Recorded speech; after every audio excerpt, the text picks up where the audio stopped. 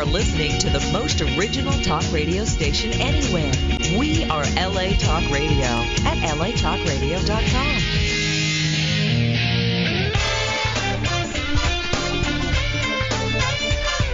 You're listening to the Mother Love Show, only on LA Talk Radio. Only on LA Talk Radio do you get Mother Love. Welcome to the program, babies. I hope you all are doing well today. I am so overjoyed to be here with you today. And it is wonderful because I have an exciting, dynamic young man on the radio, on the phone with me. His name is Mo. I hope I pronounced this right. Mo Stegall. And Mo is an author of Against All Odds, I Can Be. Welcome to the program, Mo. Hey, welcome. Thank you for having me, Mother Love, and I am so honored and humbled to be here. Oh, well, there's not, well, you know you should be, because I only had the best on this program. Let me tell you. the best and like really crazy people, because I'm kind of loopy like that. But I thank you so much. So now let's talk about your book, because you do so many things. You know, you do so much. What made you write Against All Odds, I Can Be? Now, this is a really funny story. Well, not ha-ha funny, but a lot of people, and, you know, I don't know what people believe in spirituality-wise, but I have aspired to do a number of things in my life, Mother Love, but being an author was not one of them. and I was really minding my own business at home in my home office one day, and God spoke to me just as clear as I'm talking to you and said, write a book, and these are the things that I want you to put in it. And I kind of brushed it off like, okay, maybe I'm feeling myself right now because that's not really my aspiration. And I really put it off for probably about a few months. I'm riding down the street one day, and my BlackBerry goes off, and I check my email, and I get an email from a total stranger, and her email said, in my prayer time this morning, God spoke to me, and he showed me you and said, there's a book you're supposed to write, and it consists of a couple of different things that she named. And I almost crashed because I was floored because literally I had really thought of, like it couldn't have been me. But a lot of people may say, well, what's the significance of that story? I had not shared that with anybody. I wrote it on my things to do board at home, but nobody had seen it and nobody knew about it. So for a total stranger to email me and say the very thing that God had spoken to me several months before that was supposed to go in this book, I knew it was time for me to write it. And as I began the process, I saw why it was important for this book to come out. Okay, now why was it important? And you now you have learned clearly that when God speaks to you, you have to pay attention because your plan is not God's plan. You know, you've heard that phrase, if you want to hear God laugh, tell him your plan. Right, he was rolling all over heaven. He trying to tell you, look, Mo, get up and go and do this. And you're like, wait a minute, no, that can't be it. No, see, folk like that. And now you see the results of you being an obedient son. And just so you know, that wasn't a perfect stranger. That was one of God's angels calling to confirm what he told you to do, but you just didn't want to pay attention. Because that couldn't, there you go. That couldn't you be put it. So eloquently.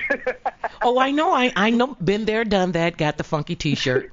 I don't fool around. I don't fool around anymore. When he tells me to go, I go. When he tells me to move, I move. When he say jump, I'm just asking, how high do I need to go? There you go. So now this would you say this is a self-help empowerment book? Because I don't think we can have too many of those, and the message can't come from too many people. People always say, well, there's too many books on it. No, it's not, because if you look at how society is now, you're needed now more than ever. Right. And yes, it's definitely classified as a self-help empowerment guide. And you just said something very significant. Omar Tyree, who many of you guys know, New York Times bestselling author, is a very good friend of mine. And he said almost the same thing you said, but he put it like this. He said, Mo, you have qualified yourself to address the issues that you're talking about in this book because of your survival through your own struggles and because you have your own unique voice. That's what separates what you're talking about versus what everybody else is talking about. And that is one of the things I do discuss in my book is we have to sometimes adopt, Mother Love, this what I call a mind over matter mentality. It's like you shouldn't mind that everybody else is doing some of the things that you may want to do or some of the similar things that you're doing, because it doesn't matter, because you were created uniquely by your own self. And that's the problem with our society, and especially this entertainment business that we're in. Everybody is being carbon copies versus the original content that God designed us to be. That's been my problem, because I don't fit in a box, you know. I just want to. There's no reason for that. There's no reason for me to be viewed, or any of us to be viewed as one-dimensional and fit into somebody else's box, their scale, or whatever. I am, as you said, uniquely designed by the man on high, so I don't have to try to worry about what somebody else is doing, you know. So, how long did it take you to write the book? Because it's a pretty extensive book.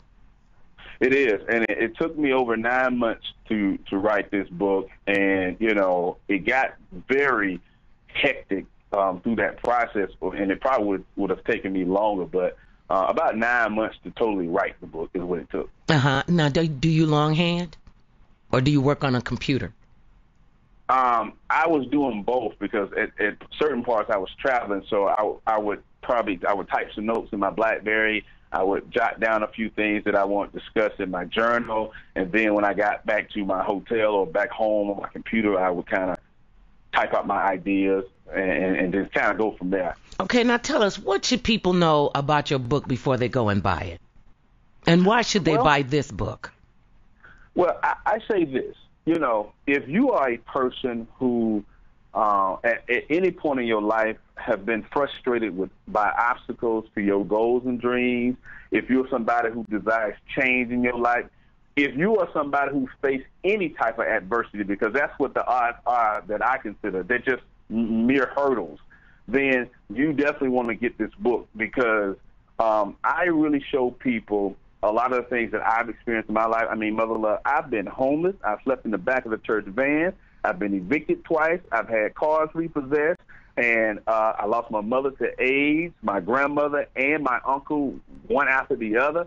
And so a lot of people can identify with a lot of things that I talk about in my book, because they themselves have experienced this. And so if you're not somebody who wants change, or you're not somebody who wants to be uplifted or empowered, then you definitely don't want to get my book. So you leave it on the shelf. But if you want anything different than what you're getting right now, then you definitely want to get it. And I have been so humbled by the responses that people have been emailing us and saying about what the book has done for them. And I mean, it's proven that it's making a difference. So I'm excited about it. Now, how do you think they're going to benefit from it? Because you have a very compelling story.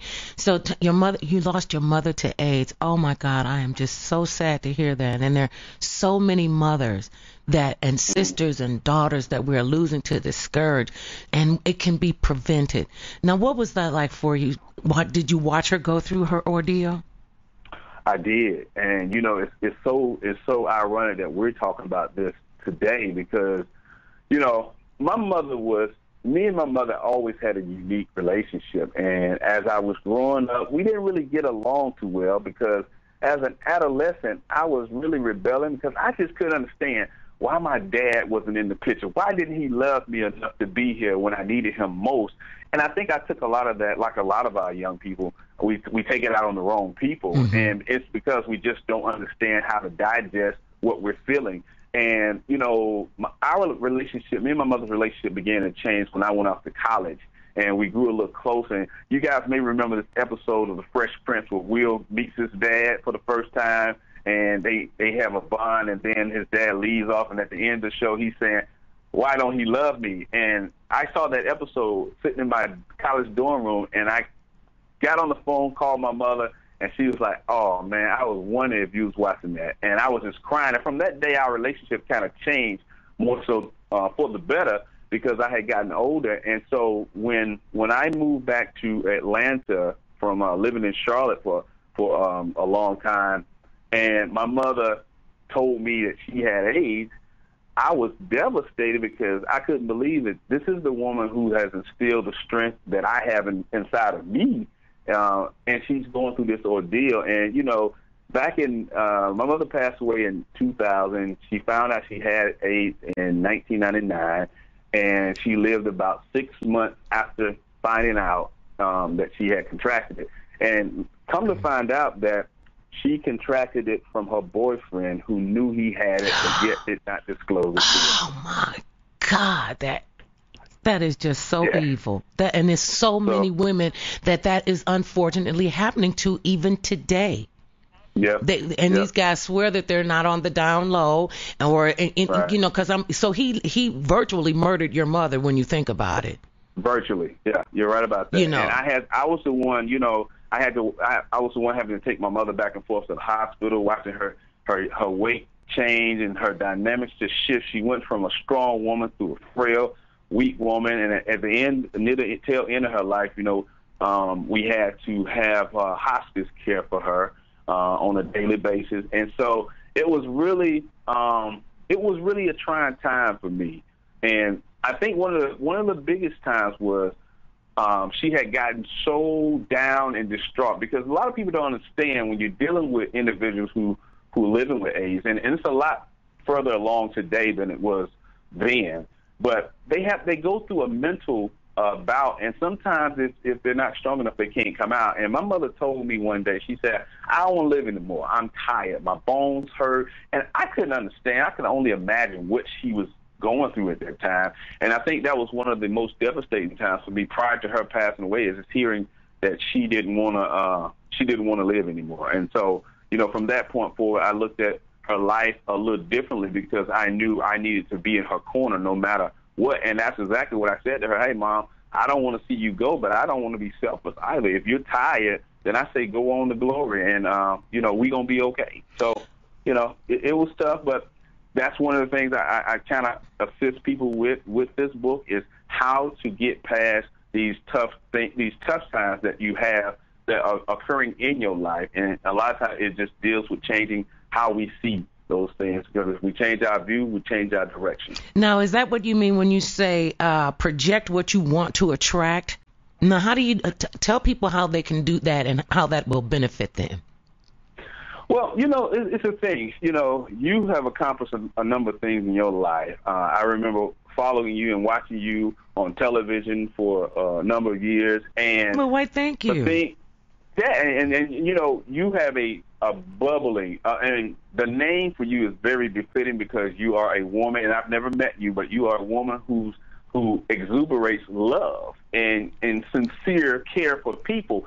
And that's what you're projecting to people. So those are the things that you're attracting, those loving things, those caring things. Now, you may have some other things that come into the picture as well, but in projecting what you want to attract, there's so many of us that want to be successful, that want to do a number of things in our life, but we're wondering why we're not moving closer to our goals. And sometimes it's just a mere thought of, what is your light bulb projecting to individuals outside of you? And for some, for instance, if you want to start a business, and you want it to be a small, successful business attracting top-tier clients, but you're projecting to them that you're a mom-and-pop entity, well, on their level, they're not going to really invest in your future, because you're not projecting to them that you can handle what they have to offer you. And so that's kind of what I share with people, how to project what you want to attract in life, so that you can indeed achieve those goals. Because those are the three things that my book look at, is helping you discover yourself and your worth, how to overcome adversity, and achieve your goals. Now, how can someone actually, let me ask you about some of the techniques that you provide for in the book to discovering your worth. Because I think a lot of people, you know, I believe that God put everybody on the planet for a reason, and it's your responsibility to find out what you're supposed to do and listen to the voice of God tell you. And a lot of people are just so fearful because it sounds too big, it sounds insurmountable, but I think that's why it's so important to stand on a strong faith-filled foundation when you're building anything. Stand on a foundation, have a personal relationship with God, whomever you conceive God to be, but know that there's a higher force in charge that you can go to. There's a higher vision, and listen to that voice inside of you say, I can do that. What made you finally listen to the voice and know that you could do this? And is this your first book? This is my first book, and to answer your question, I think for me, one of the things my mother instilled in me early as a child, I grew up in public housing, and we literally had none of the material things that a lot of my friends may have had. But my mother taught me early that where I was not necessarily where I had to be, and I'm a firm believer that you may not have a say-so in where you begin in life. Like you don't determine what your birth will be. You don't determine where you'll be born at or how you live. It's all determined by your parents. But you do have a say-so in where you end. And, when it comes to discovering yourself, a lot of us get submerged, and we almost become like a needle in a haystack. Now, I've never seen a needle submerged in a haystack, but, you get the idea. We've all heard that term before. But we lose ourselves in our careers, in the lives of our friends and family, and for those who have children, in our kids. And we never discover who we are as a person, because so many of us define ourselves through our jobs, our titles at church, through what we drive, where we live, how much money is in our bank account. And those are the things that we're projecting to people because this is who I am. So when we lose that, or when those things are not coming as quickly as we had hoped, we somehow find ourselves desolate, like, wow, well, my hopes and dreams was tied up in this man or this woman or these things. And